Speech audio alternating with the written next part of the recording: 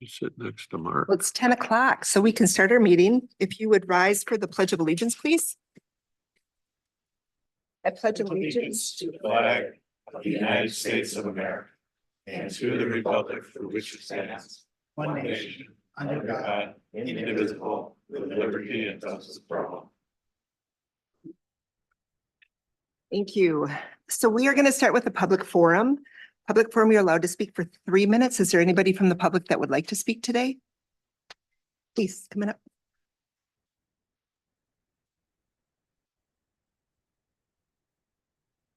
Hello, I'm Patrice DeGray from Royalton Township. In reading our agenda and the proposed ordinance, I believe it's only considering the retail cannabis. I'm not sure. That's the way I will read it. I've spent many, many hours studying Minnesota State Statute 342, signed in 2023, Minnesota Chapter 121, passed in May 2024, the Cannabis Planning and Zoning for Minnesota Counties from the Association for Minnesota Counties came out in April. A guide for local governments on adult use cannabis from the Office of Cannabis Management that came out less than a month ago, and the Royalton Township Code of Ordinances on zoning. As a resident of Royalton Township, a moratorium has been requested since April to allow for a study. That is according to 342.13. That is what the state allows and the Association of Minnesota Counties recommends. The moratorium and study can only happen until January 1st. Now we have less than 4 months to write a cannabis ordinance. Since most townships and cities are responsible for their own zoning, the responsibility lies on each township. Only a few townships and cities have discussed it, and a couple townships and 1 or 2 cities have moratoriums to write their ordinance. Royalton supervisors voted against a moratorium and passed all authority to Pine County and the state. I hope you've received that in writing by now. So you consider our township in with the other townships that you cover the zoning for and are writing an ordinance for regarding the other licenses beyond retail in some kind of an ordinance. It's difficult for a township to hire an attorney to write this difficult ordinance. Some local unit of governments will be required, some local unit of government is going to be required to sign any license application sent from the state. If they sign yes, that license is in line with their zoning ordinance, they may get sued for having no ordinance in the future. Patrice, your timing was perfect. Thank you. I didn't time that, so that's good. That was perfect. Come on up, please. Hello, Denise Oh, Weiss, so and I you're just want to make certain that I am on the agenda. So David just brought up too, that if you want to talk cannabis, you could do it during the public hearing for cannabis. Do you want to wait and do it then, or do you want to do it during the public forum? I can wait and do it then. I do have one question. If I do wait to do it then, my comments are nearly 100% geared towards cultivation and growing. Now, when I read the proposed ordinance, it kind of seemed to be that it was geared towards retail and event. So if I start talking about the cultivation side of things and that type of thing, would I be dismissed? So where would I have to bring that up at? So I just want to make certain it's in the correct location so that I don't get, booted off. That is a good question. You will not get booted off. Now, because we are talking about about the retail. That's our public hearing. Okay, so you would not get booted off, but Steve just said that you might want to talk about it now because it is more on the retail. Okay, Go ahead. okay. And then am I on the agenda at all? I had heard that I was possibly on the agenda so that I would have a little bit of time. It's a public hearing, so you Okay, would have an opportunity. okay, okay. All right. All right. Madam Chair, Yes. I would just think since you're talking retail, but it's got to come from somewhere before you can sell it. So I guess I would like to say that I think it's pertinent that she talks about the production of it, because it's got to come from somewhere before you can even talk retail. So I would assume she'd have plenty of time during the public hearing, right, to discuss her Right, that'll growing cultivation concern? still be 3 minutes, but yes. Okay. Yes. So I'm asking the board, where would you like me to speak at? I would do both. It gives you 6 minutes and then somebody could always grant you more time if that's allowed. Okay, all right, then that's what we'll do then.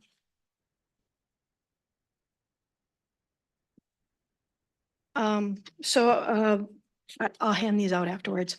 Denise Weiss, Rollton Township.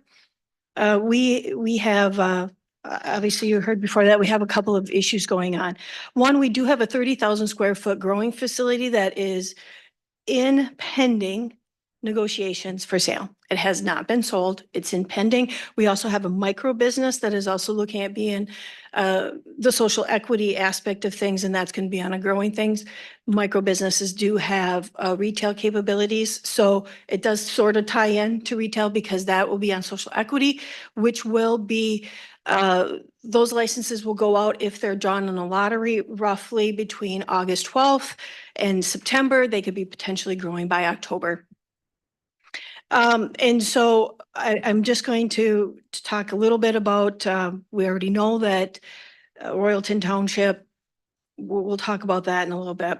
Some of the things that the micro facilities and the growers have is land and zoning. That has come out within just the last, not even a full month, from the Office of Cannabis Management. It's a guide for local government and adult use cannabis. One of the things that stay in there is odor, potential needs for transportation to facilities because they'll be manufacturing. And this means that you will be able to buy from other growers and manufacture in the area. Waste, water, energy use. Odor is huge. There is carbon scrubbers. There is odor mitigation types of things, but they do have to be put in zoning.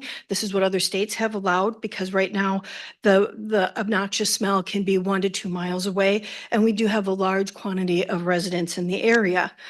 And I do have a map. I'd like to give that to you at the end. Light pollution and energy is another huge thing that they are discussing. Many townships and counties in other states have dawn to dusk blackout curtains because the light that is emitted off of this is about equal to 6 big box stores. So you're talking a large amount of electricity that is going into this. The old tomato factory that was there and was running 2 years ago did not operate at that high level. And the lighting will be different than what is currently there. Water consumption is huge. I have a private well. All of our neighbors have private wells. We do not have city water. These plants are aggressive in their water consumption, 6 gallons per day, 10,000 plants. We're looking at a minimum of going into this one facility alone, 60,000 gallons per day. That is 21 million gallons of water per year out of the aquifers. It's equivalent to 1,200 people living in a 30,000 square foot area. That number is a use of 50 gallons per day per person, and that is what Isanti County uses for their soil and water conservation. And so we have the soil and water conservation fellow that lives in our area. That is what they use. The number of plants could even go up even more. They say 1 to 2 square feet. So where does this leave the residents? The time is up. I'm sorry. Okay. So we'll hear. Yep, from that's Mr. Moore in a fine. little bit. I'll mark it and we'll hit it right from there afterwards. Perfect. Thank you. May I give these maps? Sure. Okay. Thank you. Thank you. Yeah, thanks. Is there anybody else who wanted to speak today at public forum? Is it about cannabis? Do you want to wait until we have the public hearing? Okay. Anybody that wants to speak about cannabis that does not want to wait for public hearing? All right. So we will move on then to adopt the agenda. We've got some corrections. Madam Chair, members of the board, Dave Minke, County Administrator, 2 corrections on the regular agenda item number 7, the reappointment of County Assessor. It should be January 1st, 2025. The agenda said January 1st, 2024. So if you can make that correction. And then on consent agenda number 4, the 25-26 School Resource Officer contract with Willow River School District, the agenda noted $43. The correct amount is $53. Okay. So, Madam Chair, I'll move as amended. thank you, Matt. Thanks, Steve. So we got a motion by Matt, a second by Steve. Are there any questions? All right, all those in favor say aye. Aye. Opposed? Motion carried. Minutes of the board, we have the unapproved minutes from the Chemical Health Coalition. We have minutes from the HRA EDA. Then there's some correspondence that came to the board, which is actually part of the board packet later on, and then the surveys report from June. I'll move them. Thank you, Josh. I can second. Thanks, JJ. So we got a motion by Josh, a second by JJ. Are there any questions on any of those board minutes? All those in favor say aye. All right. Opposed? Motion carried. Now we need to approve the consent agenda. Want to move back up and do the. minutes Oh. of that. Oh, we should do the minutes from the last board meeting, shouldn't we? Okay, I'll move them. minutes of the last board meeting and the summary for publication. We got Steve I'll second. and Josh. Thank you. So we got a motion by Steve and a second by Josh. Are there any questions on the board meeting and the summary? Not all those in favor, say aye. All right. All those opposed? Motion carried. Okay, now we'll go on to the consent agenda. Thank you very much for that. Are there any questions on the consent agenda? I'll move the consent. Okay, got a motion by Matt, I'll second. second by Josh. Once again, are there any questions? I just had one discussion, and it's for the sheriff. I thought I seen him. How often you gotta do that body worn? Camera audit. Yeah. Sorry. Sheriff Nelson, that's every 2 years. Every 2 years? Okay, sounds good. Thank you. All right, any other questions on the consent agenda? Not, all those in favor to accept it, say aye. Aye. Opposed? Motion carried. Regular agenda, we're going to start with the public hearing for ordinance number 2024-38, an ordinance to regulate cannabis businesses to be heard at 10, and that Dave is going to be our presenter. Good morning, Madam Chair, members of the board, Dave Minke, County Administrator. I'm going to provide kind of a high-level overview of the ordinance to maybe answer some initial questions, and then we can proceed into the public hearing. So the first bullet I want to highlight in the agenda memo that I wrote is when I wrote it on Wednesday afternoon, the rules had not been written. On my drive home Wednesday night, I heard on the radio that the rules in draft had been released.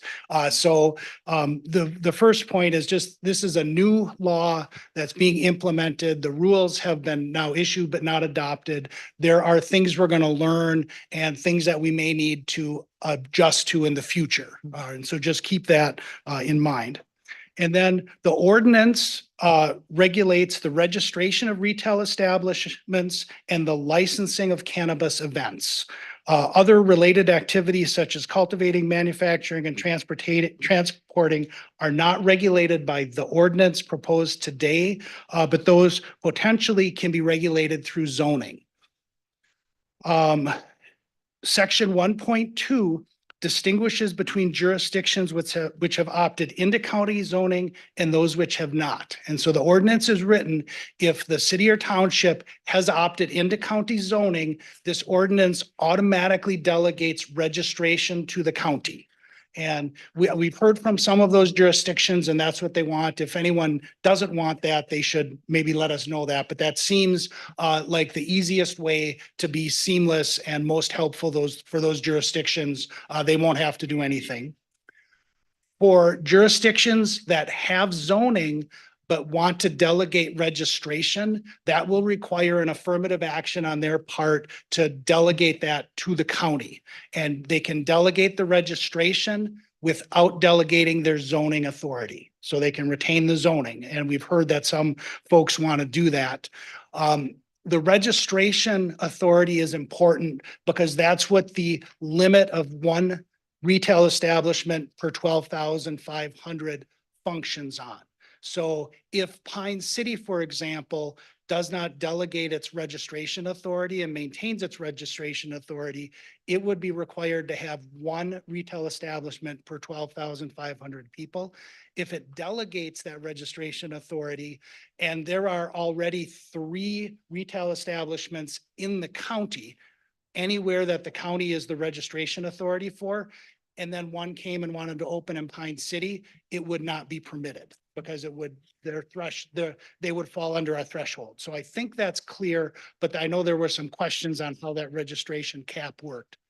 There's no requirement for the county or any jurisdiction to set a cap, but that is an option, and the ordinance is written to allow 3, which is the minimum number under the statute. Can we ask questions as you go? Yes. What's the process for a township to delegate? There will be a form that the county auditor will have that they would complete and submit. I presume they'll have to have a, a board vote, city council or town board, to do that. So, I have a question. Could we make sure that that correspondence gets to the people in them? Because I think some of them have it on their agenda maybe this week or next week, and they want to know what we're doing. And Yes, so- and I'll cover in my last Okay, bullet. okay. Wait till the end. I got a question. Sure. Now, would that follow for the growth and producing and what the township is here today? So then they would have the same opportunity to have it as just one item? They don't have to give up all their zoning? They don't have to give up any zoning.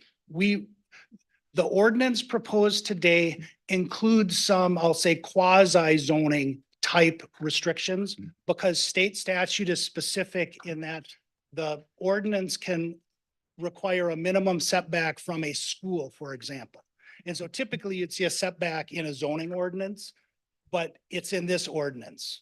But for the most part, zoning requirements are not in this ordinance. They would be in the zoning ordinance. So in a way, I understand funding for schools, they recognize homeschooling as the same as the other school, correct? There's a specific definition in the statute that the county attorney can maybe refer us to or get back to us on. So if there's a homeschool close by, then it's restricted. I Correct. don't know. We don't. Okay. Yeah, I don't know, but I know the definition of school is in the statute. I just don't know what it is. I a good believe the question. funding, I believe they recognize them the same when it comes to funding and they can walk and get a diploma with everybody else and they. But they're correct not sports. considered a school as a public school is. Okay, I would just need clarification on that.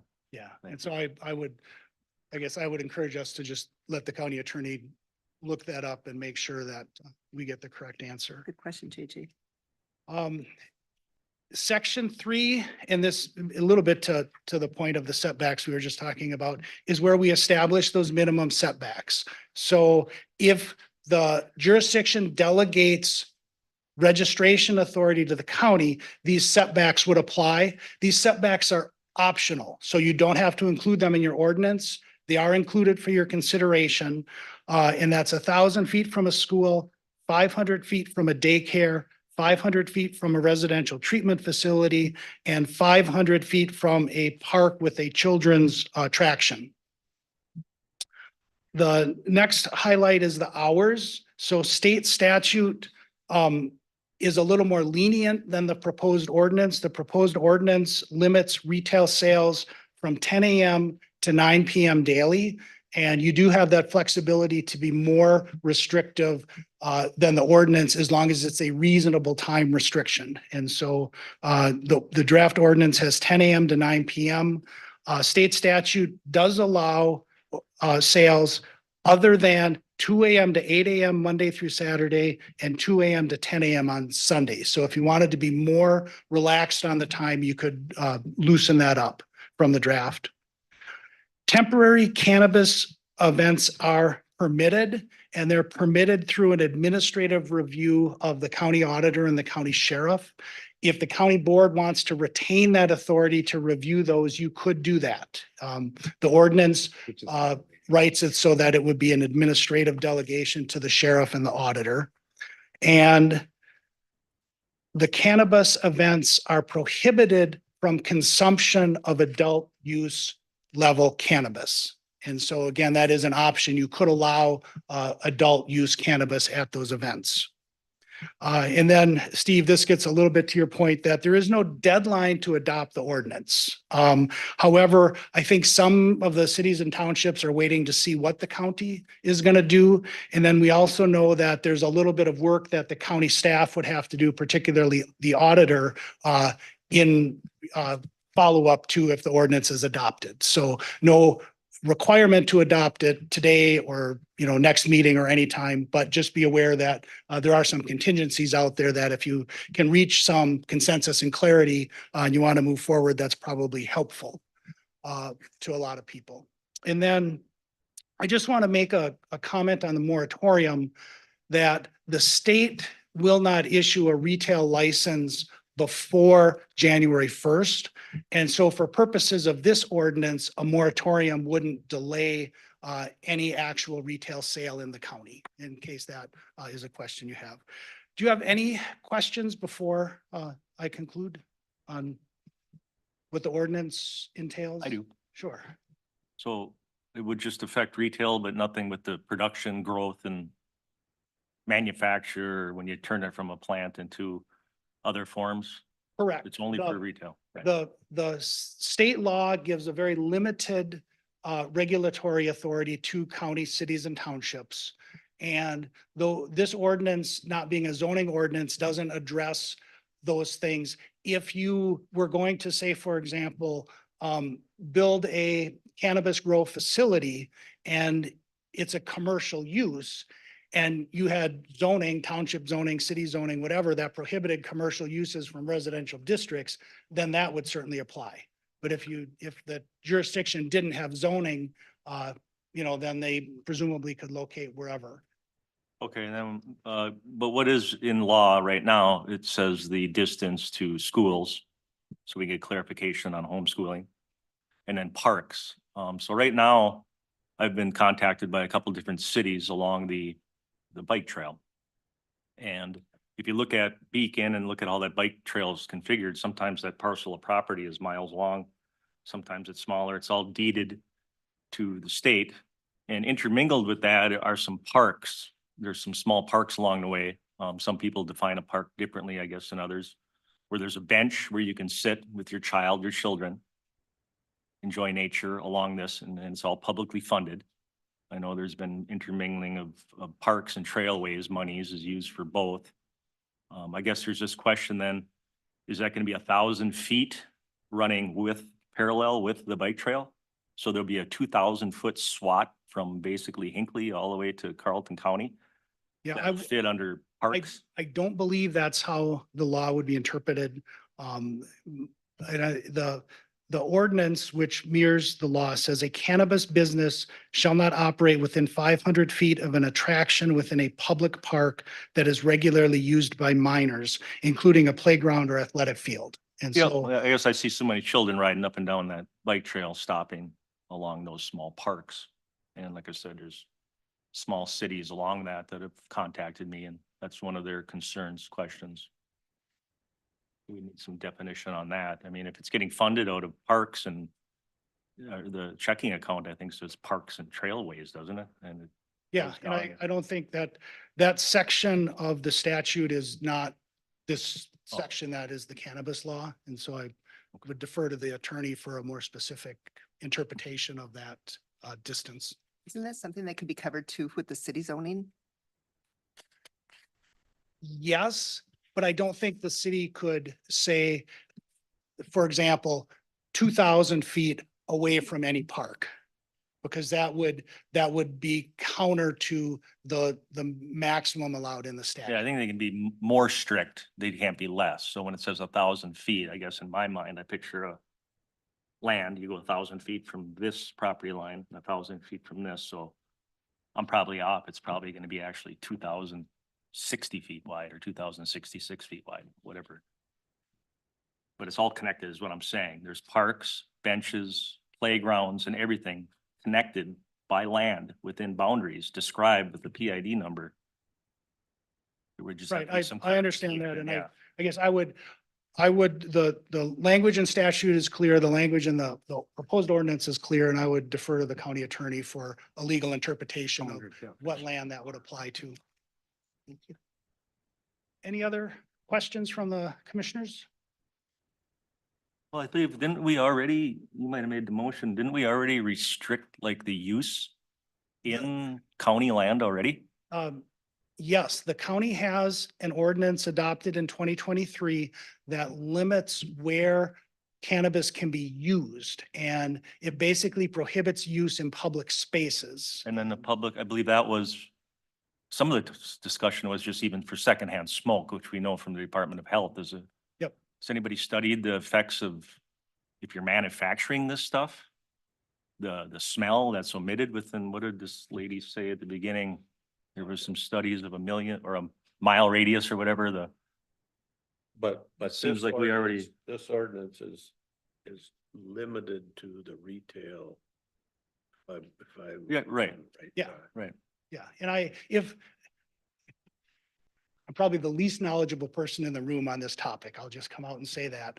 But if there are health impacts in the manufacturing process, presumably those get covered through like OSHA regulations. Just like if we have a zoning ordinance that regulates the setback of an asphalt plant. Oh, right, like, right. We're not going to regulate the health conditions of the manufacturer of the asphalt. Right, just like on this, the land I'm talking about, if we had a county employee working out on that county land and somebody was using this and WSHA could get involved because it is a danger. It's still a danger, whether it's an employee or you're emitting it to the public. So they would, you'd probably just have to contact somebody other than OSHA. And since we already made this ordinance, I would just be hopeful it would be considered if you put a plant in next to somebody that any kind of smells or anything or waste or anything else. But this ordinance, JJ, is retail. Yep.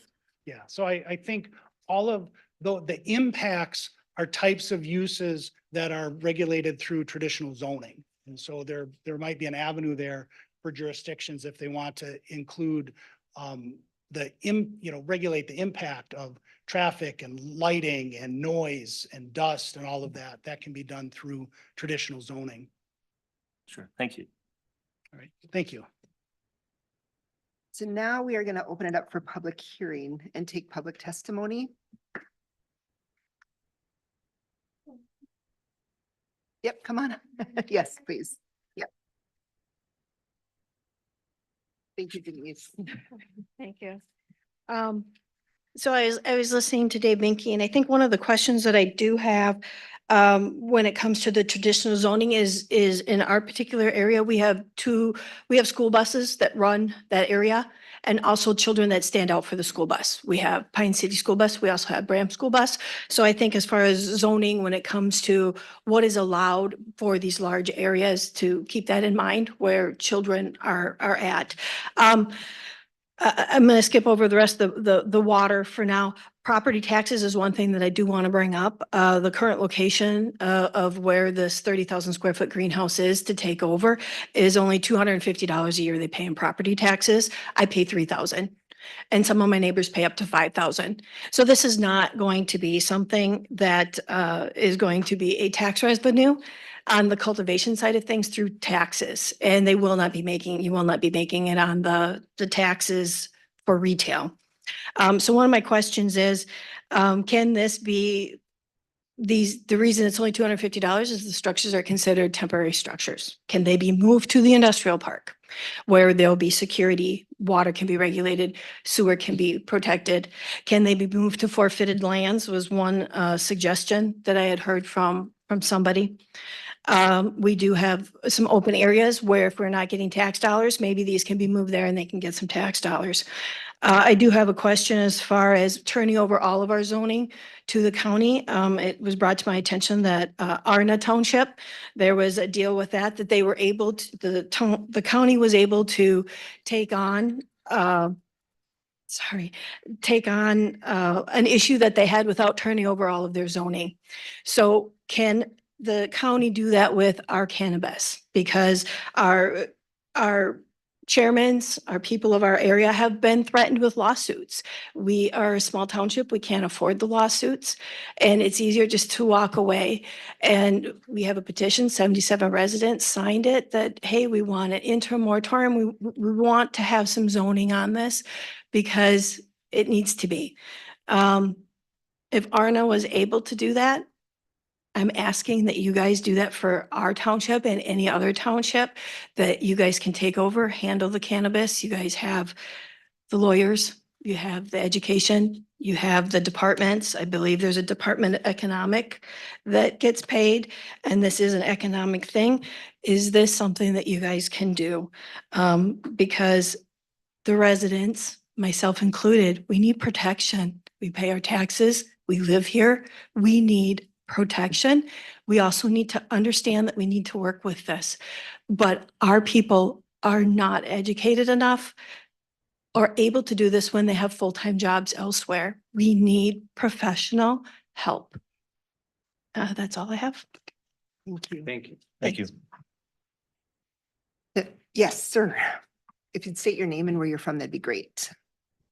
My name is Billy Head and I'm from Shangotana Township. I am here as an individual. I just want to thank you for taking the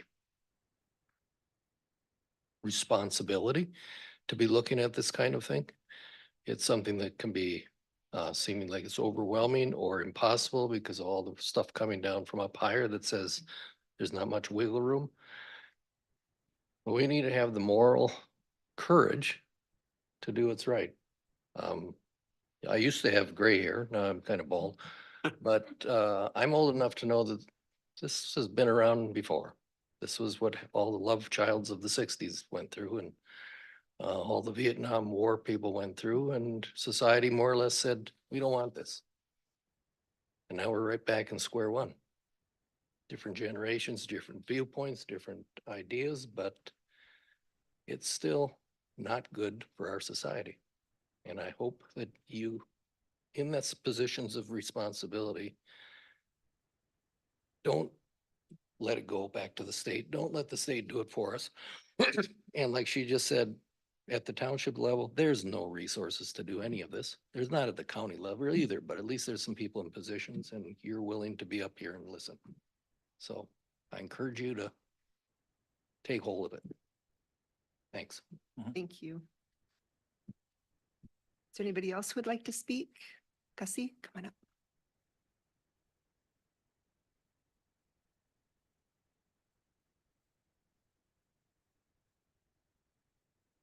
My thoughts are a little scattered on this, so I'm going to try to just hone in on the things, the high points that I saw here. And Can you I say wanna- who you are in case there's somebody else in the This- room that doesn't know you?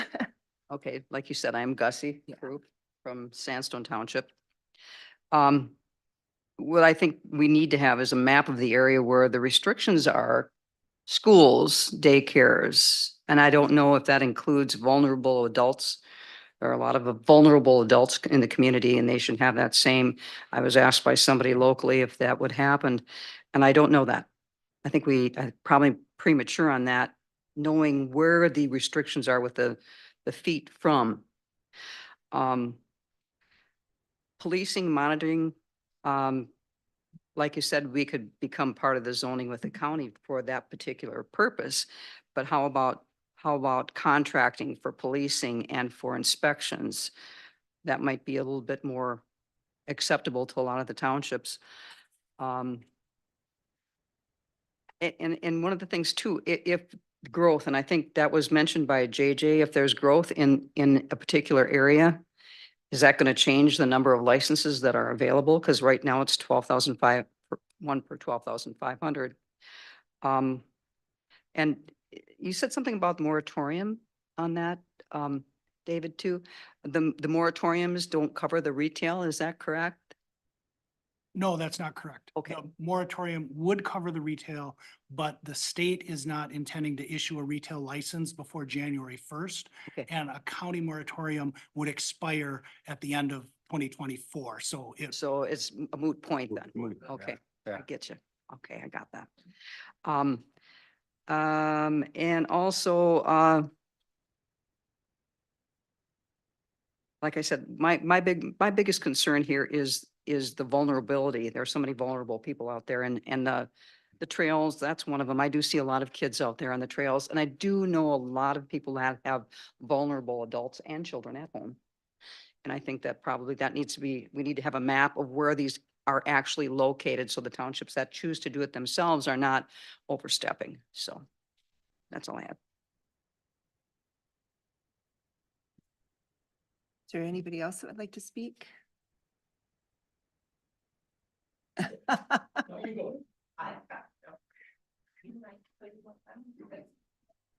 Hello, Doug Stanger. I'm from Royalton Township. We have kind of a unique area because our residential is an 80-acre parcel. It'd be like 8 houses because they have a 10-acre minimum. 10 acres allows you enough to put a cannabis facility in cultivation. I'm on the cultivation side of the house, but this needs to be brought up. There's right fits and there's wrong fits for where you cultivate this marijuana. I think the Martin site is, you know, as best as you can get for that area with the river and everything there.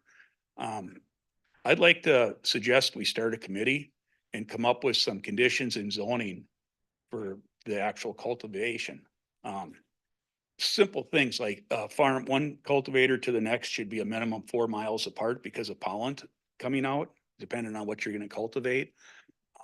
Everything cultivated indoors because you can mitigate the smell with charcoal filters. Should be argumentatively industrial. You have industrial areas. That's where they should be. Your police are more apt to be in there. You have the 3-phase power. You have all the requirements that you need. I'd like to make a motion to start that committee, and I would chair that committee. Second. Maybe out of line, but no, this is my angle.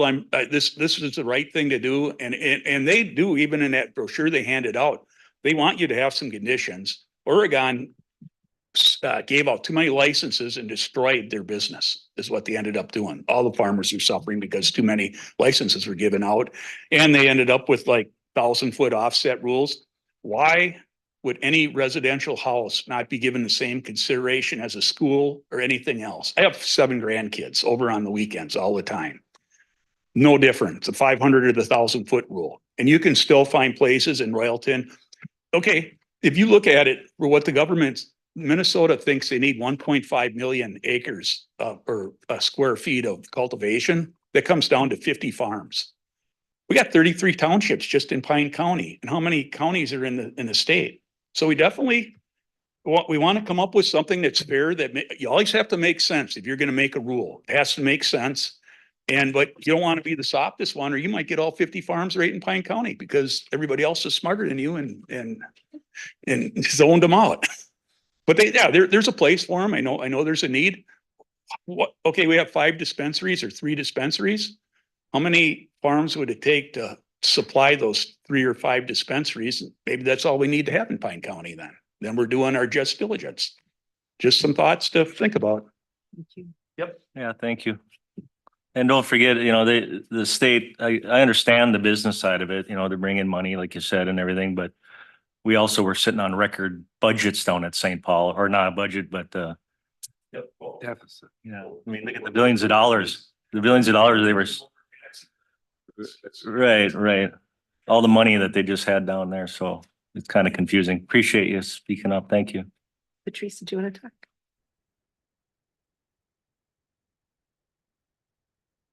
I would just point out that the social equity licensing is going to come out beginning this month through September 15th. We have the one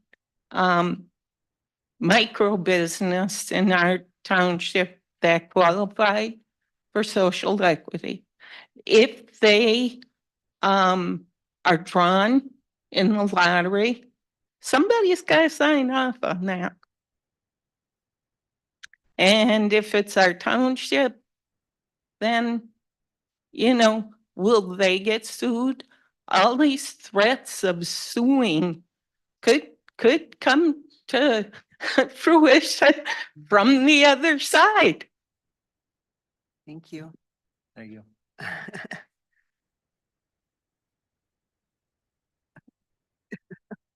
I think you got it. Gussie Croup again. I just have one question. Is there going to be some kind of surety bond? So if this business goes bust, that it's actually handled correctly? I know that our townships are talking about actually having a bond of as much as $90,000, and that may not be enough because once you destroy one of these plants or take it down, it has to be very carefully handled. I mean, it's going to get into the groundwater and it shouldn't touch your skin. So probably the same thing with a business that goes bust. So that's something you might want to think about. Thank you. Quick.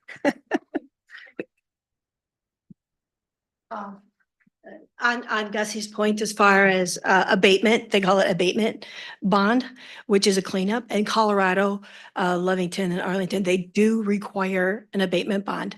And per the USDA Forest Service, just to clean up a site that's out in the forest, I believe I've sent that to a couple of the commissioners. They estimate between $30,000 and $70,000 for cleanup. And it's not unheard of to have it maybe 100,000 or more for the abatement bonds out in other states in Colorado. So that is something that should be looked at. Also, I also want to mention that on chapter 121, which is the newest, we're dealing with the 342, which is the law that was passed in 2023. Chapter 121 is what was signed into law as of May 22nd. That is what our governor had signed in, and they had just recently passed in 2024. And in that, there is clauses that if they feel the need, the OCM can open up these regulations to say they can get bigger. So as far as things being growth, I'm sure retail, but also the cultivation side of things and the manufacturing side of things. So any laws that we have, either they have to grow and expand with, or we just have to say, all right, this is where we're at for size and we can't do any more than that. But I do really hope that you guys can take on all of the cannabis beforehand to protect everybody, because it will end up back on your shoulders anyways if there's going to be cleanup costs. Yeah. I mean, this will end up coming back to the county. Thanks. Thank you. Gary.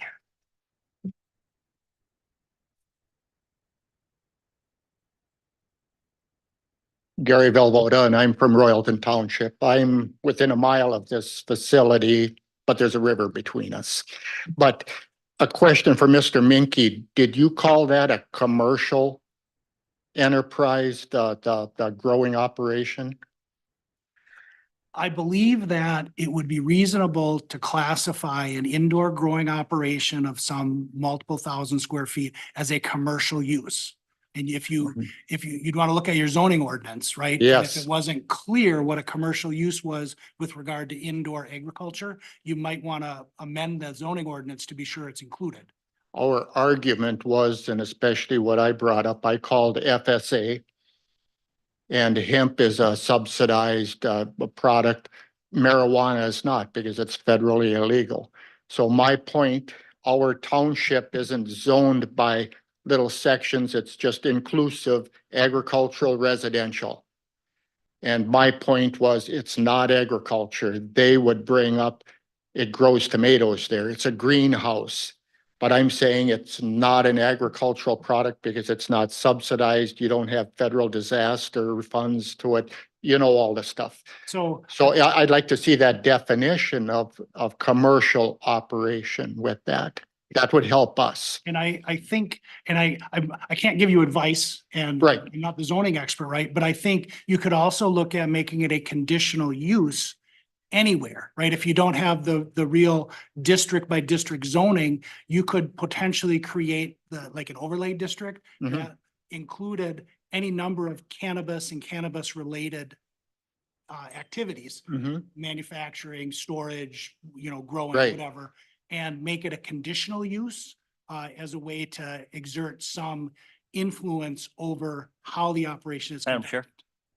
If I can, Wait, just, were you Right, done but- talking, David? I'm just trying to be helpful. Right, right. And I wanted the definition. Yep. JJ. but then you gotta figure out whether you want a conditional use or an interim use, Interim. correct? Because Better. yeah, Well, it makes a interim can difference go on the away. Capital investment in the product or not, whether it goes with the property or goes with the owner. I know that. Okay, so part. you got that. And then the Yeah. other thing is you might already know it's gotta be commercial because the laws that are already accepted and written, if I understand it, maybe Reese can clarify, it's 2 pounds, right?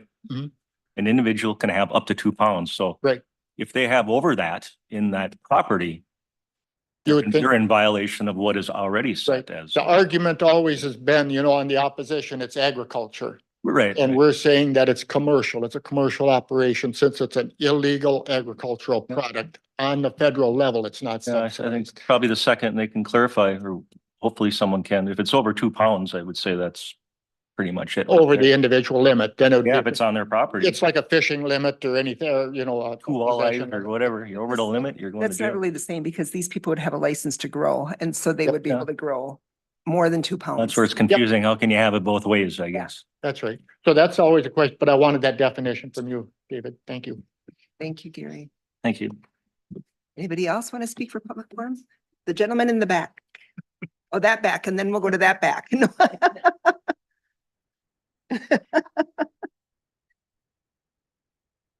Good morning, Mark Kitchenmaster, Brook Park Township Zoning Administrator. One quick question. How do we delay the requests that we're getting?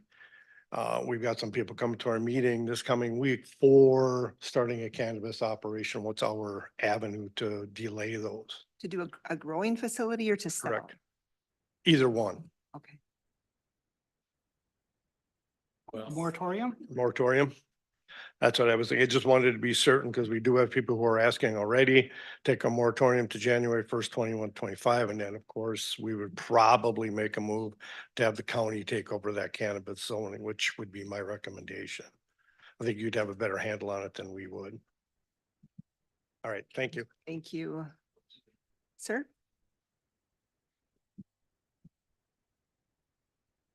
Good morning. Kim Crow, Berry Township.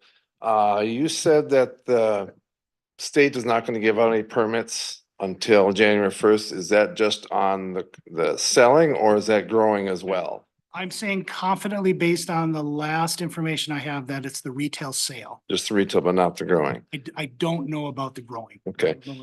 Then as far as mitigation, here probably 10 years ago, up by Kettle River where I live up there, there was an illegal facility that was found, was run by Mexican drug cartels or something. There's got to be some information on what that cost to clean up that. So maybe that would be something to look at as far as how much of a bond would need to be cleaned up a facility like that, because we have already done it. So that's all I have. That's a good thought. Anybody else?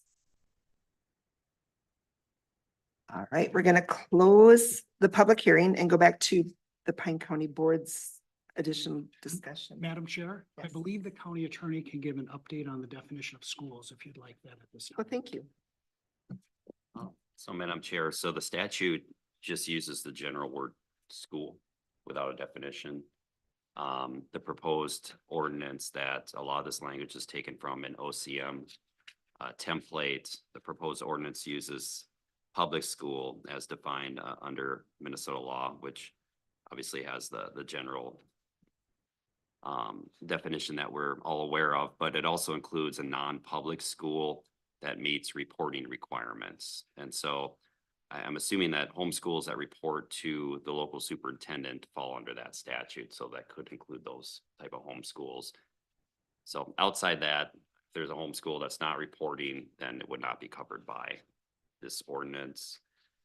The other point I wanted to bring up was there was a mention of the word park, and what the statute says is that you can, within 500 feet of an attraction within a public park that is regularly used by minors, including playground or athletic field. So it's not park in general, but it has to be an attraction within a park that is regularly used by minors. I'm gonna take, okay, I'm thinking of the West Side Park in Pine City.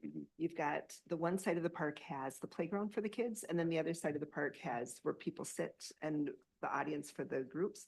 So 500 feet from where those actual playground is, somebody could be on the other side of that park, outside of that 500 feet, and they could be using. Yes, that's, I mean, that's a good example. Of course, that would be in Pine City's jurisdiction, so we wouldn't be covered under this, but yeah, that's a great example of one park and then playground and 500 feet away.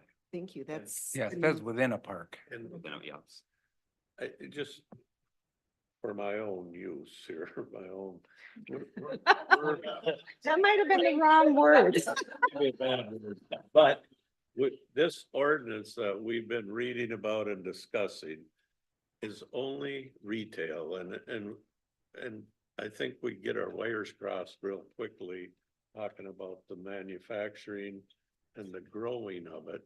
And this ordinance that we're gonna act on today is just for retail. And so, and that's the part that townships can opt into. The rest is zoning. And we do not, we only zone for the townships who have asked us to be their zoning authority. Is that accurate that the zoning, if a township signs up for zoning, it would only be for the selling? It would not be, could we do it so that it's also for manufacturing? So as contemplated, the ordinance does not cover zoning at all. Okay. There are some time and place restrictions in the ordinance before you today that are similar to restrictions you could include in a zoning ordinance, but we're not attempting to override an existing zoning ordinance. We're simply taking what the statute clearly includes in the retail registration piece of the local regulation authority and put it into this ordinance so it's clear, concise, easy to understand for people.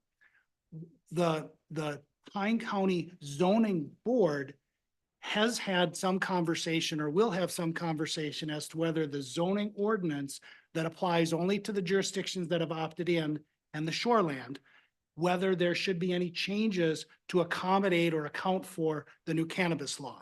And I'm looking at Mike. I don't know if you have any addition to that. You can say that there has been discussion or you have scheduled upcoming discussion, but Yeah. that I anticipate, go ahead. Oh, Mr. Chair, or Madam Chair, Mike Gainer, Land Resources Manager. Yeah, exactly. We'll be meeting on August 22nd and having a first discussion about what a ordinance for the shoreland and for the non-shoreland areas would look like as related to cannabis. It would involve incorporating some of the language from the laws into our ordinances that's the way we see it right now. So my question on that is if, let's say Royalton Township wants to give that part of zoning over for the manufacturing portion, is that, we know that the sale is part of this so that they can jump to the Pine County zoning for the sales to do the restrictions and the licensing on that. But would that also be something that, just a thought Sure. that you might want to consider that? I mean, we're not going to ask you if you are right now or not because your zoning Right. board hasn't met yet. I think that would be something that would take a lot more discussion. Right. As everyone knows, the townships have similar ordinances to the county as relates to zoning, but there are some significant differences. And the devil is in the details. If they use different terminology for a certain thing, then it would be tough to do an apples to apples, just imposing of our ordinance onto them for that portion of it. Right. It would be much cleaner if they would if it would just be the areas where we already have zoning authority or where the townships give us zoning authority, but we'll figure something out. Okay, thanks, thanks. Mike. Josh. So one thing I think would be maybe just a little less confusing is on the ordinance. If we put on there not to regulate cannabis business, but regulate retail cannabis business. Because that's essentially what this, because I think there's a little confusion there. I think we've made it pretty clear, but I don't know. That's just my suggestion there. The other thing on zoning is this has been a long fought hard thing with the county board for quite a while with townships, and I know we have townships here right now. We have tried to help, we have continued to help with zoning along the way. But we've got huge pushback from townships because we're overreaching and we're trying to take their stuff away. And I think this is just another, I've heard nothing but good now from townships today that they want our help, and I've said it before. We're here to help. We're not here to take anything away from townships. We're not here to just say we're the president or the governor or whoever, but we're here to help. We'd like the discussion, but it is the townships that have to designate that to us. We can't take it. Well, we can, but when we talked about even putting in countywide zoning, like the tar and feather and the stakes and fire was coming towards us. So we backed off and allowed them to come to us. Now, if this is just the first step in that, fine. Like I said before, when it all goes downhill and the townships come to us and say, we don't have the resources, we don't have that stuff, we are gonna help, but it might be a little easier to do it on the front side, so. Thanks, Josh. Yes. Oh, wait, no, I'm sorry. Public hearing's closed. I'm sorry. No, you're fine. You almost got me. Anybody else have any comments on this? All right. So now we're going to consider the Pine County Ordinance 2024-38, an ordinance regulating cannabis businesses, and authorize the board chair and the county administrator to sign. Do we have a motion?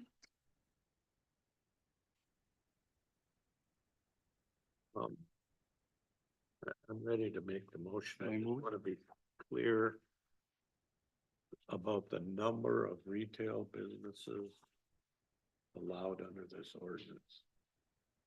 Madam Chair, the methodology included in the ordinance would allow for 3 unless, well, 3. no, it's based on where does the registration apply? Right. Yeah, so if we added up the population of the areas in the county that have opted into county zoning, we do not get to 12,500. So we would only. One. And then it would grow potentially if jurisdictions delegated registration. So we could have 3 if everybody said we want the county to be a registration site. If we're doing it today, we would say there's 1 in the county. In the areas where the county Where is the we have- registration authority. Right. Yeah. Yeah, I'm sorry to belabor the point. No, just wanna- Oh, it's I good to understand know. that. I just wanted to make sure I had it straight, but I will make that motion. Thank you, Steve. We have a motion by Steve for ordinance 2024-38. Do we have a second? I'll second. Thanks, Matt.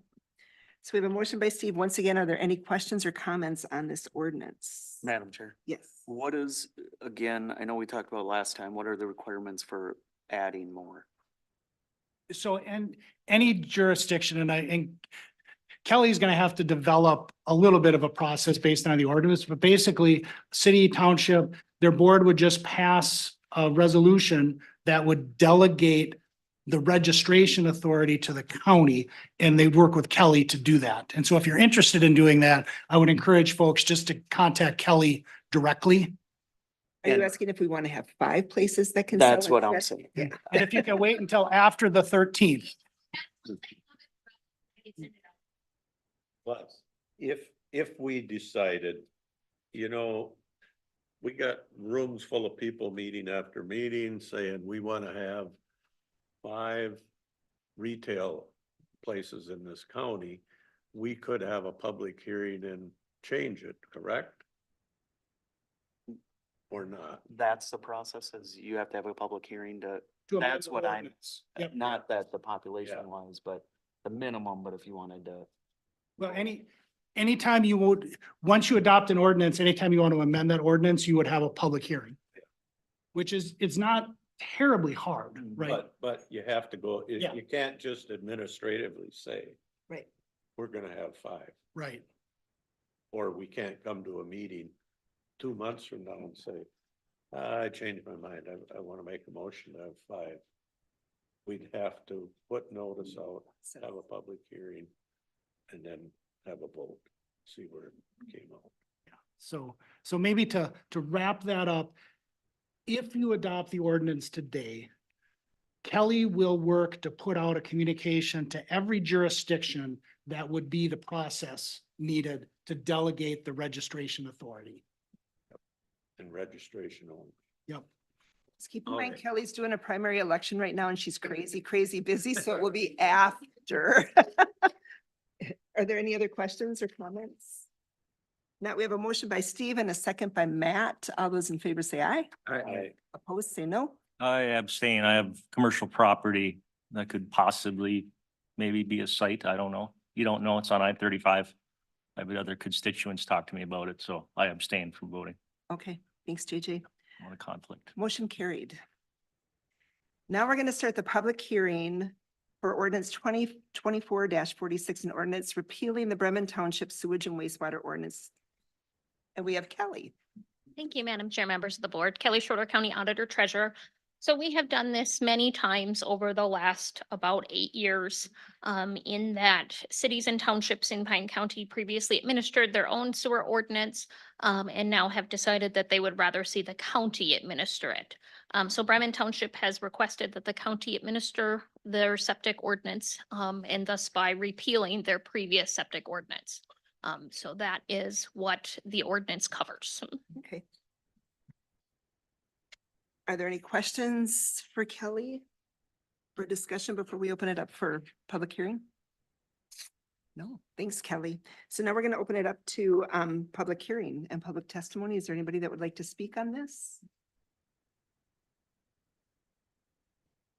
I see none.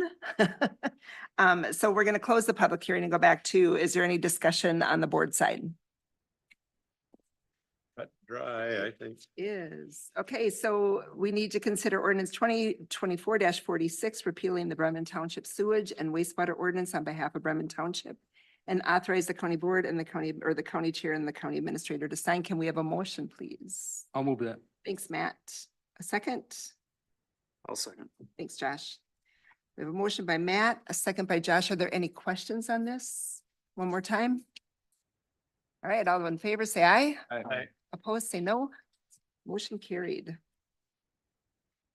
So just for information, there, the Health Insurance Committee has met on July 29th and their approved minutes are attached. Or the unapproved minutes, thank you. And the Health and Human Service Advisory Committee report will be meeting next, or Monday, August 5th. So they met yesterday and an update will be provided today. Do we want to do that now? Is there anything you want to say about the Health Insurance Committee? That the committee requested further study of a tiered rate structure. And so Gallagher is going to put together a proposal for tiered rates, so you could have single, right now you either choose single coverage or family coverage. A tiered rate would involve single plus one or spouse, and then single plus children and family. And so the insurance committee is planning to meet again on August 29th, and then rates could be considered at the September 3rd county board meeting. Rates for 2025. Yes, that's accurate. Yep. I would just comment, whatever movement we create in the thing affects other plans. So Right. just people are aware of it. That's what they have to work through. Yep. Yep. Computer outage. We have Ryan who's going to talk to us next.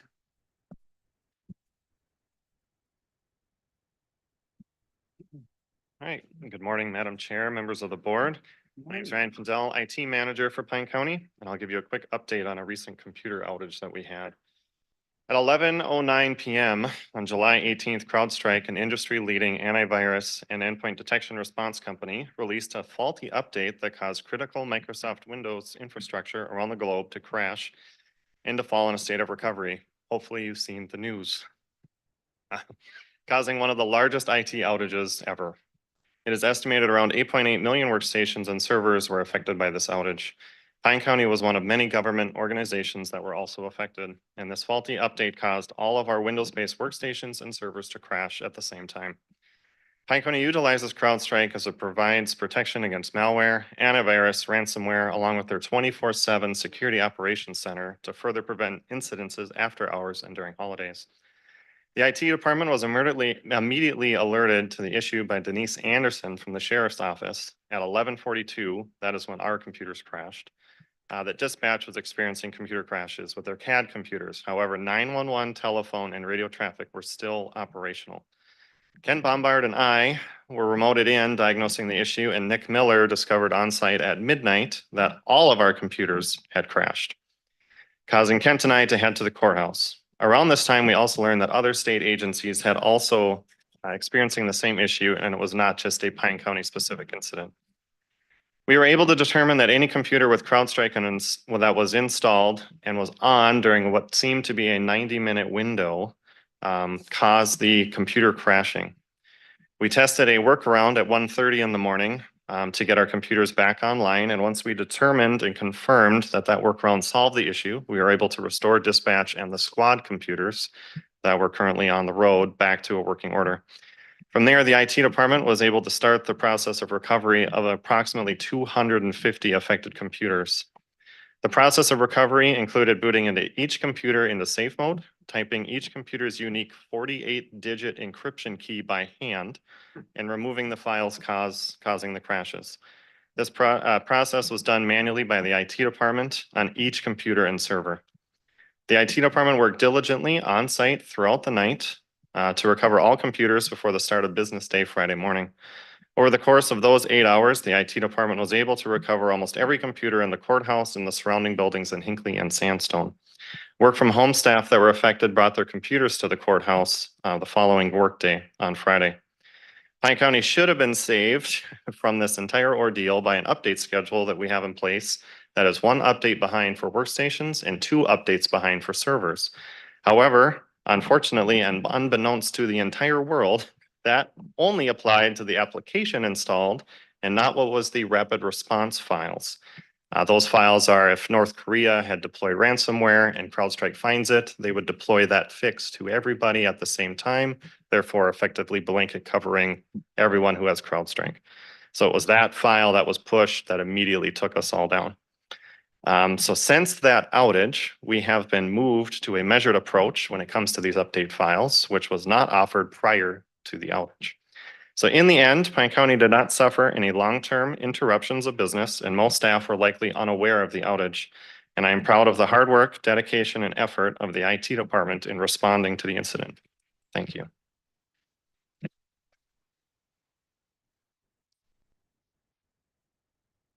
Does anybody have any comments for the IT department? Yeah, Steve. you. Steve. I think they did yeoman's work and we're not as big as Delta Airlines, but you know, it took them a week to get back in normal operations and it took most small companies in America were out of work on Friday and didn't resume till Monday. So thank you, guys. Madam Chair. Yes. I would say we were affected, and Napa is a worldwide company that it took me till around noon on Friday. So, and we couldn't do nothing. I mean, and it wasn't all of them, but I mean, so that's a pretty big company. I would like to say that I was with other counties and other counties suffered a lot longer. I mean, it was well into the day and the state went well into the day with no services. And so we have an amazing team and I'd like to call you all up. Nick and Andy and Kent, would you come join us up here too, please? You guys are amazing and we are very blessed to have you. And I know that you don't get enough praise for the things that you do, but you are so appreciated. But these guys like to be behind the scenes, they don't like to be here. So I have fun to have them here. Thank you all for everything you do every day. Our Pine County residents' information safe and to keep our employees safe and just, you do your things so well and you are appreciated. Thank you.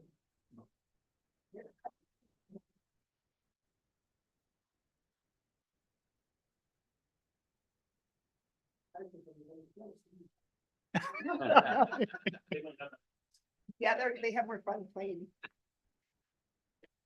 We are extremely blessed to have those guys working for us. They take such good care of us. And like they said, we probably didn't even know that we had an issue, but a lot of other places knew that they had an issue. So that was amazing. We're on 2024 public land auction. Kelly. So, Madam Chair, members of the board, Kelly Schroeder, County Auditor Treasurer again. So before you today, you have a resolution regarding the public land auction that would be slated for September. These are properties that were reviewed by the Land Committee and have been gone through the process of the townships and cities notified that we would be intending to sell them. The Land Committee did recommend the appraised values that are listed. Those appraised values are based on our assessed values, and Troy in the assessor's office annually reviews every single property, and he physically reviews quite a bit of them too, to make sure that the values that are listed are appropriate for what is going on in the market. Right. Are there any questions for Kelly on the land auction? One question. Yeah. You always cross-reference to make sure that they weren't wrongfully forfeited, taken with a wrong legal description, and then, Well, so when we are processing the sales, we do have to go back to find that original auditor certificate where they were forfeited. Yes. all right, thank you.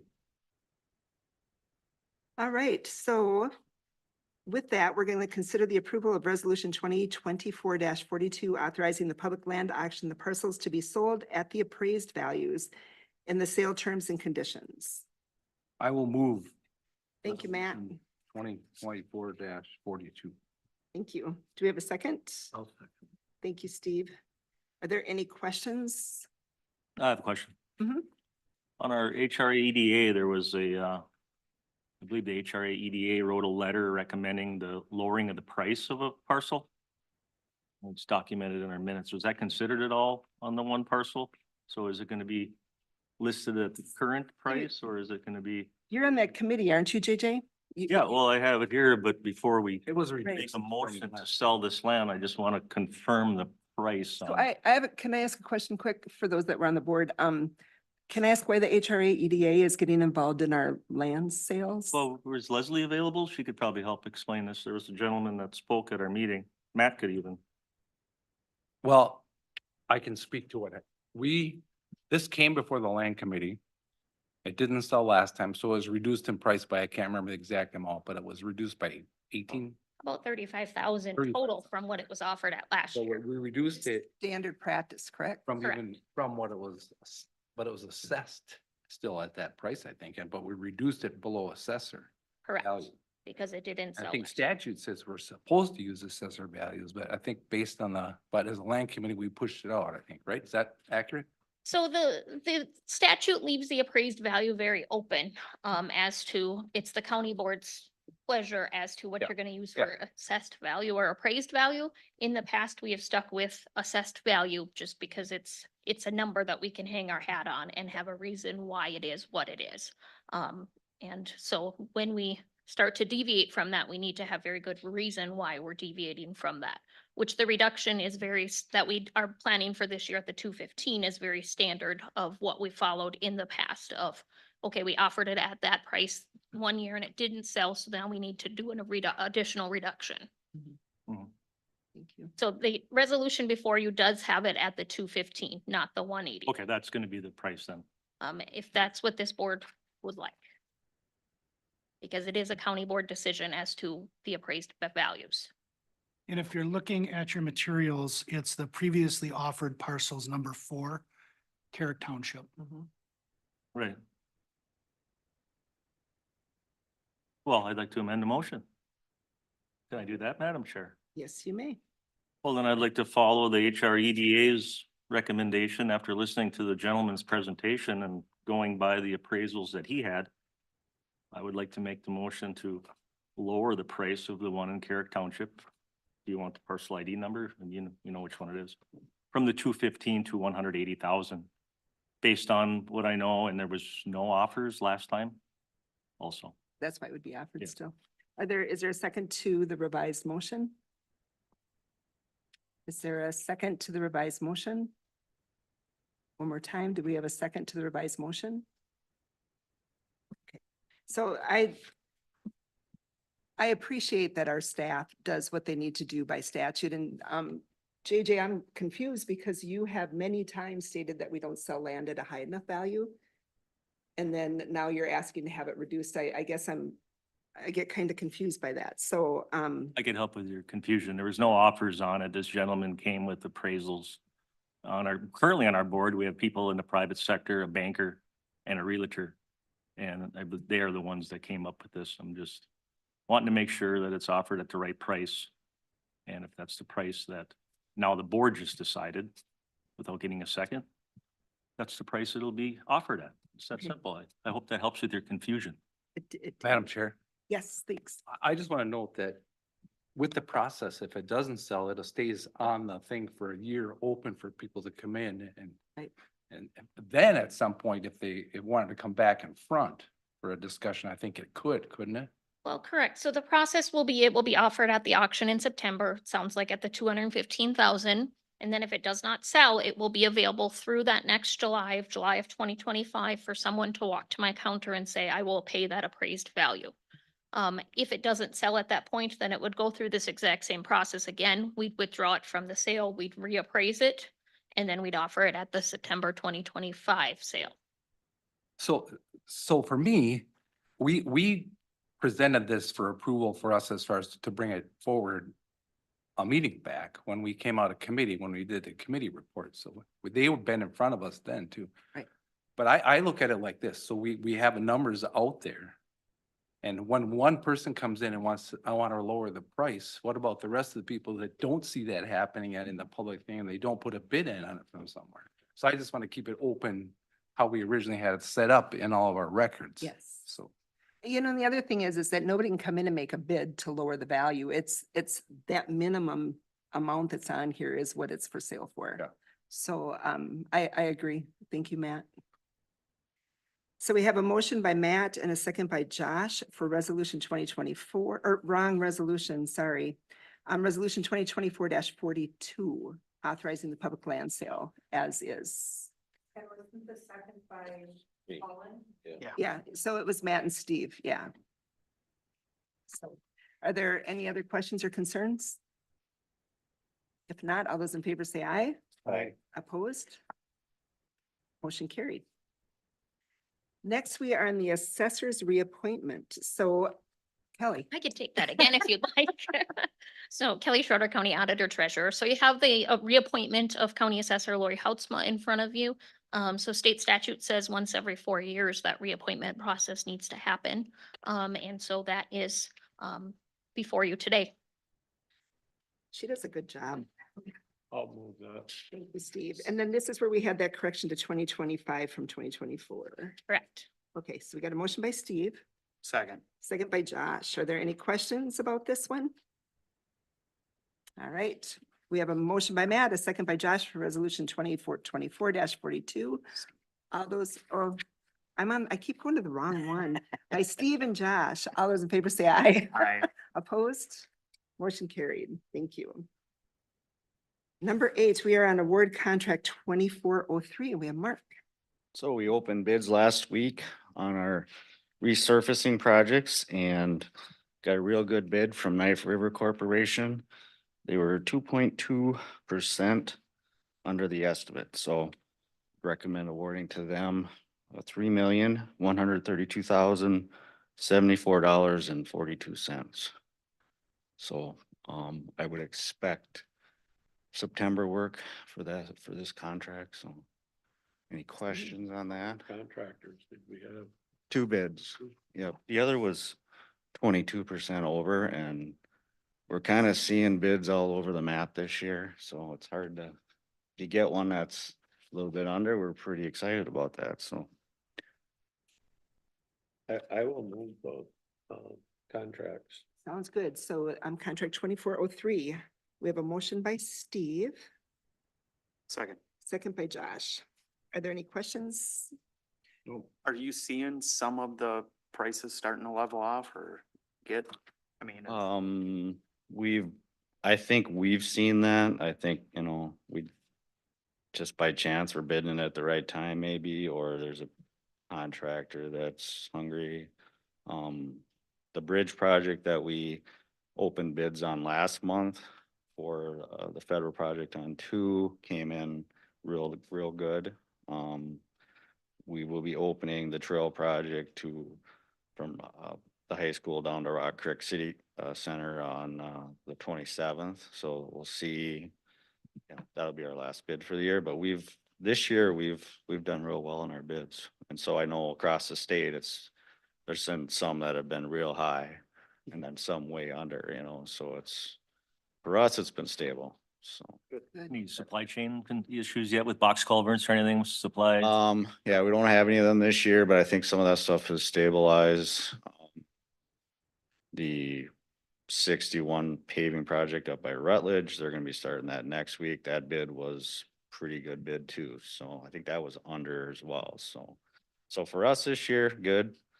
We got one more to go, so we'll see how that goes. And we're slogging through $5 million of federal projects, you know, and usually we'll do one federal project every 3-4 years, and we got 3 to get out this year. And so some of this stuff, the process of getting the approvals, like say we opened a federal project a month ago, apparently someone's on vacation and can't sign off on it, so we're just sitting here waiting.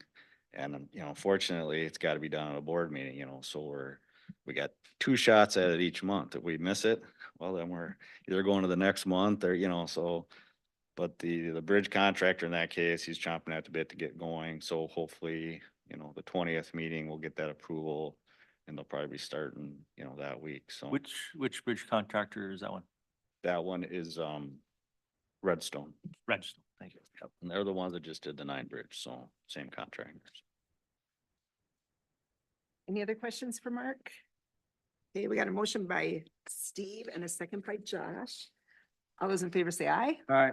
Opposed? Motion carried. Thank you. Thank you, Mark. Thanks, Mark. Preliminary plat, the Foster property. Thanks, Mike. Madam Chair, member of the board, Mike Gainer, Land and Resources Manager.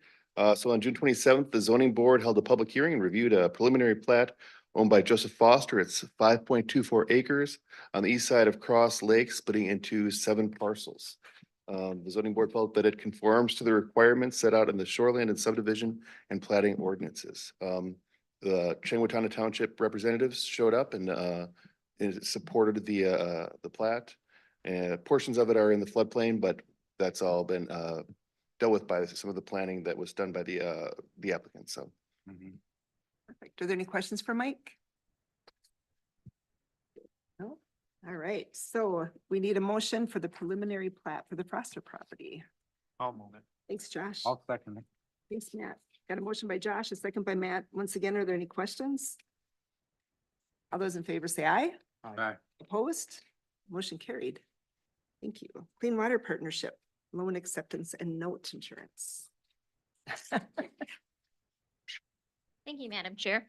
I'm excited to bring this back before you. Earlier in, I believe it was July, we had moved forward with putting in an application for a new Clean Water Partnership loan through the MPCA. And this is the program that we've been able to issue septic fix-up loans through. So those loans are made out to the property owners and they pay them back on their property taxes. Our current loan expired on June 2nd, and so we've kind of been in a limbo area during construction season here, so I'm excited to just get this done. So before you today, and you have two items you need to do. The first would be just the resolution to authorize me to do all of those sorts of administrative tasks that are needed and sign the agreements. And then the second one is to issue a general obligation note to the MPCA from Pine County, just as assurance that they will receive those funds back after we draw them out. Thank you. Does anybody have any questions for Kelly? Oh, we're used to this one. I know, I think it can be done as one motion for resolution number 2024-43 and 2024-44. Can we have a motion for those? Are you gonna do both together, I think? Yeah, Yeah, I'll move that. thank you. Second. So we got a motion by Matt, a second by Josh. Are there any questions once again? All right, all those in favor say aye. Aye. Opposed? No. Motion carried. Thank you.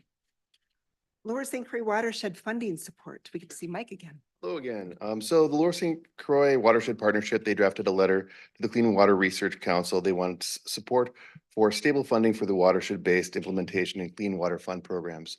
They asked that all the members also submit a letter of support. And so Paul from Soil and Water and myself have put together a little letter, and that is up before you today. Are there any questions for Mike? I Go ahead, know, Steve. but I would endorse that because we talked about it at our Lower St. Croix meeting last week. We have some great projects that have already gone on and a lot of great projects in the planning. And we're looking out, you know, we kind of adopt in the highway program. We look out 5 years and see what we can do when funding becomes available. Pine County has been a great recipient of that Lower St. Croix watershed money. Our soil and water people jumped on that right out of the gate. And so we've got some great projects in Pine County already out of that watershed. So we're just petitioning the clean water folks to continue to support the watersheds. Thank you. Are there any other questions or comments? All right, can we have a motion to support them by, do we have to do, we got to do people? I'll move that. Thank you, Steve. Got a motion by Steve, I'll second. second by Josh. Once again, are there any questions for Mike on that? If none, all those in favor say aye. Right. Opposed? Motion carried. So we are on commissioner updates. Did anybody make it to the Parks and Trails annual meeting? So Nope. Arrowhead Transit. I met with a lady that's our local coordinator person has left Arrowhead. So the person, the Iron Range that's in charge of the whole transportation area was here. I talked to her. They're gonna take, they want to take another stab at dial-a-ride in the Sandstone area. And so I talked to David, he talked to Kathy, and we're gonna try to do it a little differently this time and get the city council, the city involved. I talked to Matt this morning about it. And so we get all geared up before they start offering the service. Sounds good. I was talking to somebody the other day and they, you know, we always think we have Attaboy, but Attaboy's gone to more medical. Right. And so we lost, Yep. we did lose transportation there. Lax Corporate Ventures Tour. We went and toured the growing facility at Mille Lacs. I have to say that when you pull in there, you can't even tell that it's a growing facility. You can't, it's built right behind the casino in Mille Lacs and everything about it. It looks like a regular building. We did talk about the Royalton problem with the smell, and their facility is going to be built so none of the air from inside goes outside.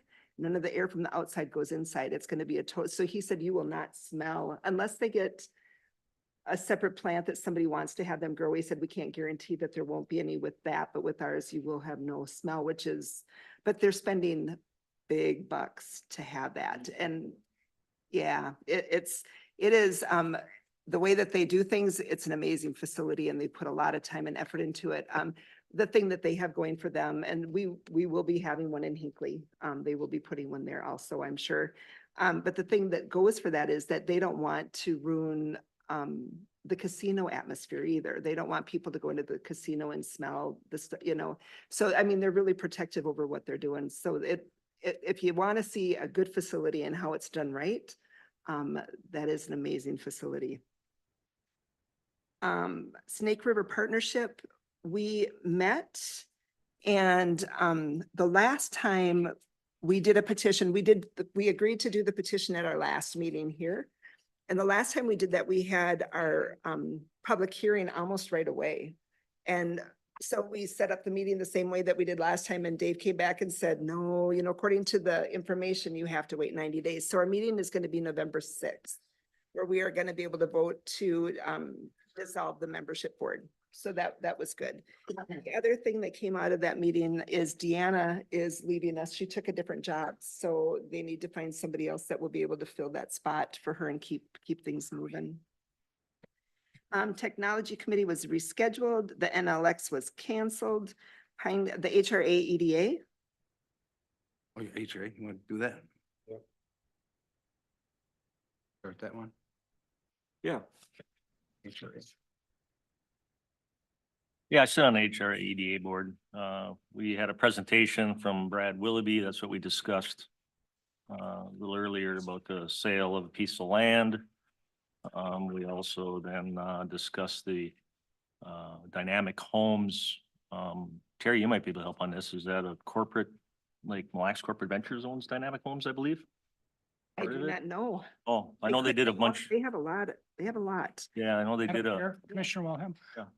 My understanding is that Dynamics Homes did a project in Hinckley in cooperation with the Mille Lacs. that's what it was. Yeah, they had a pretty good presentation on what they can offer for housing. If anybody's looking to build or for developers, the Mille Lacs Corporate Ventures had used them on a development. It was really interesting because they're built so much better than conventional homes. They're built inside a factory. They say that when they go through hurricanes and storms, they're actually hold up better. And they had the statistics to prove it through That dynamic home is. yeah, those dynamic ones. They did facility management, nothing report on policies. Matt, is there anything else I might have missed? I'm trying to think, the North Quarter Department, there was some discussion on that. I think they passed a resolution to modify the term of the loan and do some adjustments in there. Yeah, it's not on the minutes, sir. And of course, there was that Alpaca North presentation. Yep, that's the same gentleman, Yeah, Brad, and then, Brad Willoughby. Updates on the storm damage, they're gonna follow through with that. Right. Yeah, the motion to lower that asking price was actually a 3-to-1 to lower the price. I guess I should mention that. That's all I got. Okay. Pine County and Pine Technical and the schools meeting. Do you want to start with that one? Yeah. Want me to start? Yes, please. Yeah, okay. Becky was a chairperson. She did a fine job. She did. And we talked about the resource officers, which we have started that contract process and Did you make it to the Iron Pines schools- order? Cause I couldn't. Was it- have really come to Are you gonna report on that? appreciate You don't that. have it here. And I think the sheriff's. No, but you can add department other- has yeah. been a good relationship between the schools and the county, and we're intertwined so much with social services, Mhm. counselors available, and having that resource officer there has really helped. It's huge. So. What else? So one of the things that we talked about, David asked me if I would do a presentation on the doors that open when you do state and federal committees and the things that you can do. And so one of the things that we talked about was that we had a chemical coalition meeting. So I'm going to bring some of this stuff in here and just do it all in one. We had a chemical coalition meeting where we decided that we were going to buy some D-Terra. We agreed to spending up to $2,000 on 2 cases. And then I found out that you could get grants or discounts. So when I emailed them and said, hey, I was at the NACO conference and they said that we can get a discount or we can, get a grant. And we were really hoping that we would get the discount on what we've already purchased. But the discount is if you do all resident mailings. So a mailing of D-Terra to every household, which really is the dream, is to be able to get this to everybody's home because I think the majority of our people have drugs in their house from prior surgeries or whatever it might be. And you don't really think of taking it to the sheriff's office or wherever you can get rid of it. So it just sits in your cabinets and it's not safe to have it just sitting in your cabinets. So we talked to them and it kind of mind boggling. We talked to them on Wednesday and by Friday we met with them and they found a grant on Thursday night that we can get, that we can send to every household in Pine County a DTerra bag. So these are the bags you put, I think you can put up to 40 some pills in this bag. You open it, 45 pills can go into this. You open it up, you put your pills in there, you add 6 ounces of liquid or 6 patches, and you shake it, and it takes care of all of the drugs that are in those pills. It neutralizes everything. And then this is made out of sugar cane. So then you just throw it in the garbage and it dissolves. So it's very environmentally safe. The only thing with that grant was it had to be turned in by today. So on that, just a huge kudos to Becky, who has been, she worked on it last night and again this morning, and is working with the DTerra group, who has really jumped in and helped us to write this grant so that we can get it approved and get it all accepted. So hopefully in the very near future, we will have DTerra bags going to every residence, and then they'll have informational packets on them that explains what the opioids are, what the hazards are to have it in your home, the benefits of getting them out of your home. It's just a really, I can't believe how fast it happened and how fast it went. We've had 3 meetings with them and they're just blowing it away. It's going to be good.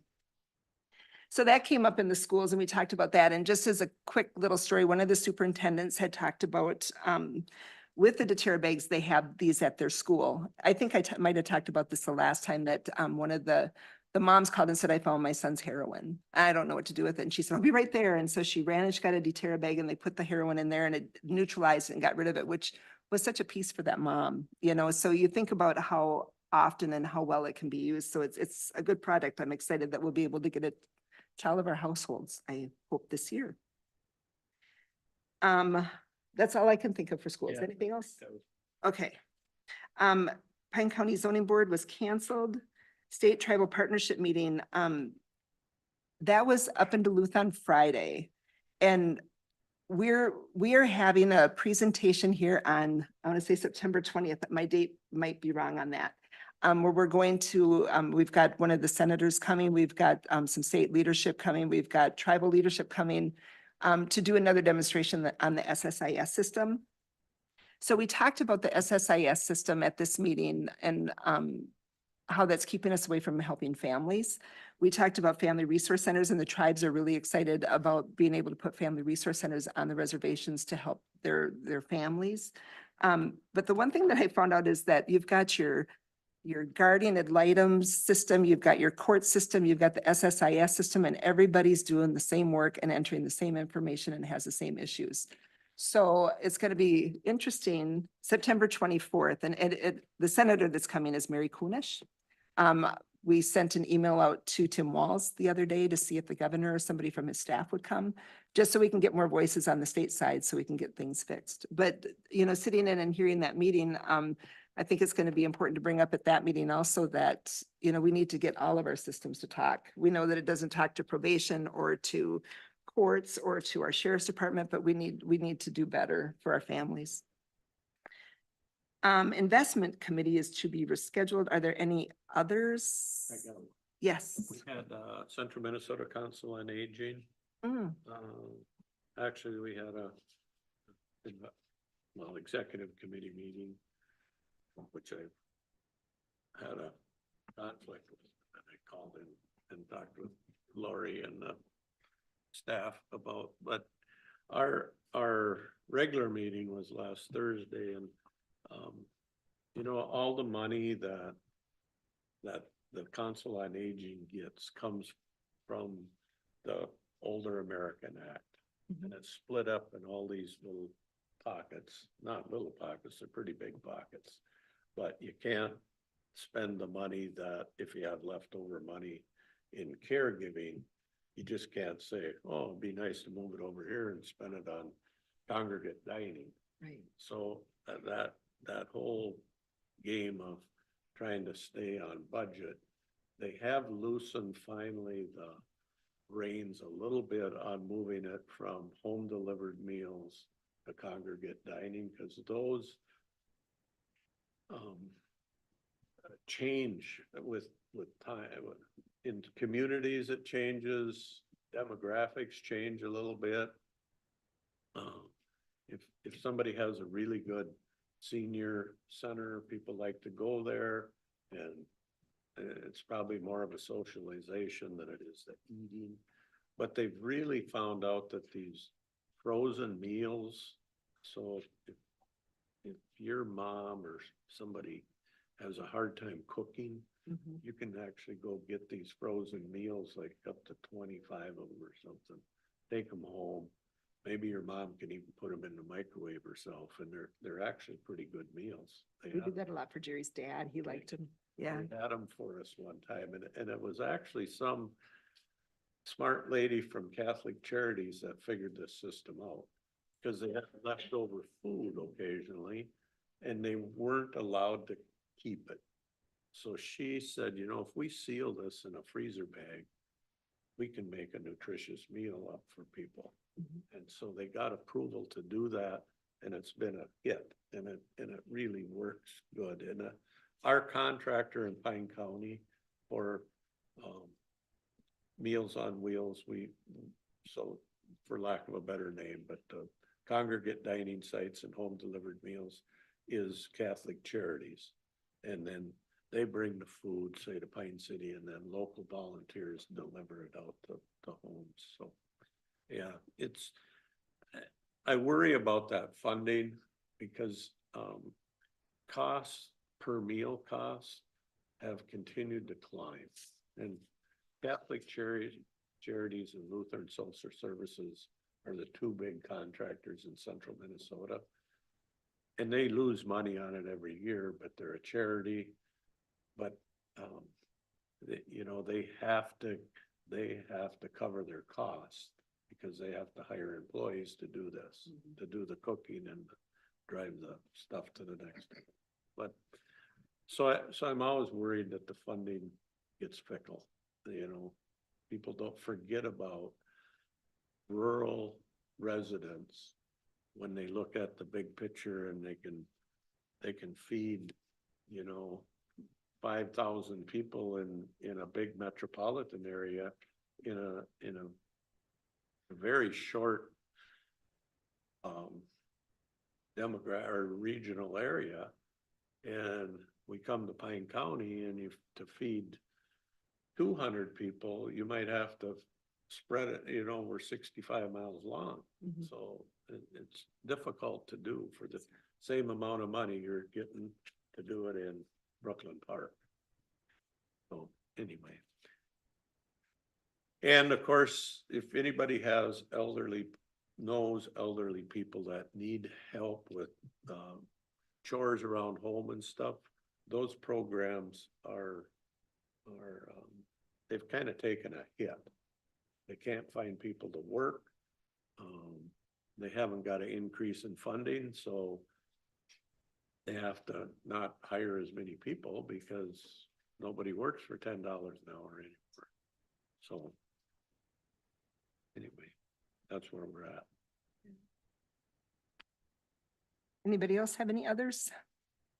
I have other public hearing for the solar project, Northern Iron Pine Solar. Just to recap, but I think we already know, and just so everybody can hear it again, there's gonna be a production tax is gonna be paid to Pine County between $560,000 and $640,000 of new money coming into Pine County, along with $140,000 to $160,000 to Kettle River Township alone.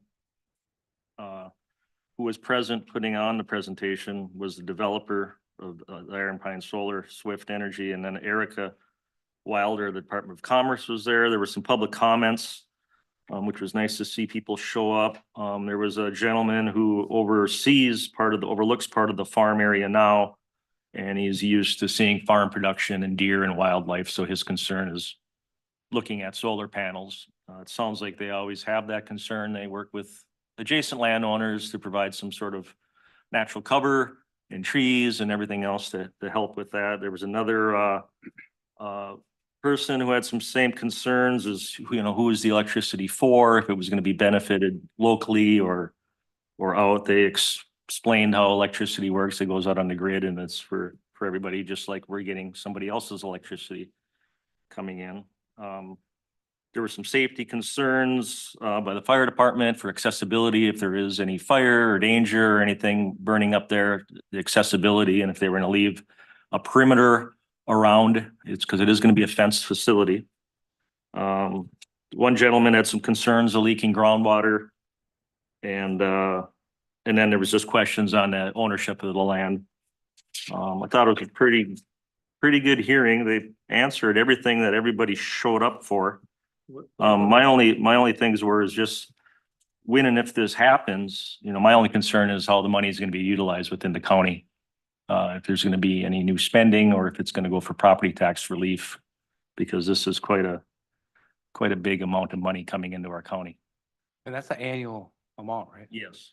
2.5% of our budget. Did they say when they thought it might be started? 2025. Yeah, 26, I think it's They've been finished. right? working on it right now on Yeah. different aspects of it. So they. Yeah. So that you'll be able to go by next summer, JJ, and see them digging holes in the ground. I would hope so. I'm glad you said that because one guy's concern was just during the construction, the noise, because it's going to be on piling, so there'll be Sure, pounded no pilings. But Yeah, it's but- like a building a bridge. Yep, and they said they're willing to work shifts or, because he says he works different hours where he sleeps during the day. And they're willing to accommodate about anything that could be thrown at him. If they have to pound on the other end of the property when he's sleeping and then move. They'll You know, figure that. they'll figure it out, yeah. It's been an active farm for years and it's technically still a farm. It's just going Yeah, from, they're used to tractor doing things. yeah, it's going from carrots and sod to solar now. It's still a I farm. think it's an exciting project thanks for It's- following that. Yeah, it's big for Pine County. It's a big deal. Mhm. It's a huge deal. 325 kilowatts, I think. Right in, Megawatts. and for anybody who doesn't know, it's just right outside of Willow River, Highway 61. Does it go out to the freeway? Is that fencing they're doing, is that part of that preliminary work? That was MinDOT. That was just snow. Oh, So are you gonna be able to see it from the freeway? Since the MinDOT cut all the trees down along the freeway, yes, you will be able to see it. Okay, But they replaced it with a plastic fence. Yeah, I Yeah. didn't quite get that. but- Yeah. Yes, sir. Yes, sir. it is. So, and they plan on employing what, 5 to 7? No, what's full-time? 4 to. Remember when he told us, there's gonna be full-time employees to keep the roads open and stuff. Yeah. So, Oh, it's a I didn't big, make that last meeting. big deal. Thanks. Any others? Josh? We did, our last library meeting, we didn't have a quorum, so we did have it last week or 2 weeks ago. Basically, the big thing we talked about was we were thinking about getting rid of all our print, and just going all over the internet, which there's a computer in there and everything. It was, determined that we're not going to. We're gonna keep what we have for print. We did get rid of one section of stuff. But we've had a lot of problems with theft lately.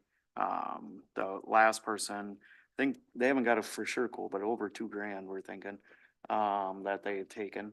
And, so we did make the decision that they're, gonna not allow them to leave the library, the print. So there's copy machine, they can print whatever they need to print off the internet, to take with them. But that is what we're gonna go with. We'll see if that helps. I believe that theft was turned over to the sheriff's department and they're investigating it, so. So yeah, that's about it. Well, I just want to add, on the DTRS stuff, with one of the meetings that we sat on, what they figured is that it's going to cost $69,857.36 to mail the deter packages out to every household. And the grant is from the state's opioid money that they got. So we'll be using the state's money, which is always nice. And they're figuring that we can take 491,220 pills from circulation with that one mailing, which is pretty cool. So, and then also I sat in on a coffee and conversations and consideration with Shaq. And actually I ran it and it was it was on opioids and fentanyl. And they said that the deaths have doubled since 2019. So there's $24 million that the state has given out to help with drug overdoses. So, which may be part of what we'll be getting with that. So, yeah, it's, I think of how much Narcan has kept the deaths down, you know, and what it would be like if we didn't have the Narcan out there. So that's all that I've got. Does anybody else? All right, if not, the meeting's adjourned.